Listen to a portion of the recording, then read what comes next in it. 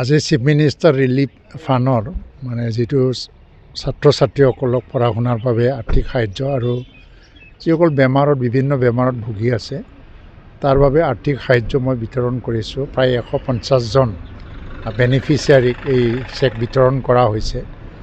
সময়ে সময়ে প্ৰত্যেক বছৰত আমি 50 লাখকৈ পাওঁ নিজৰ সমষ্টিৰ বাবে, আৰু যদি অতি প্ৰয়োজন হয় সমষ্টিৰ বাহিৰতো আমি চাব পাৰোঁ। তো এইটো লাষ্ট ইয়াৰ আৰু বহুতখিনি আহিব লগা আছে। মুঠতে মোৰ এই চাপাগুৰি সমষ্টি, পুৰণা চাপাগুৰি সমষ্টি হিচাপে 3,500তকৈ অধিক ব্যক্তি আজি চিফ মিনিষ্টাৰ ৰিলিফ ফাণ্ডৰ অধীনত লাভান্বিত হ'ব পাৰিছে। তো তাৰ দ্বাৰাদি সৰুকৈ হ'লেও সহায় হৈছে মানুহৰ, আৰু মই ভাবোঁ যে মানুহে যদি উপকৃত হৈছে ইয়াতে মোৰ এটা আনন্দ।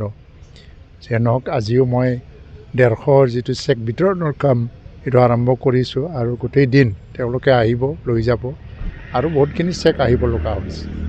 26ৰ নিৰ্বাচন সমাগত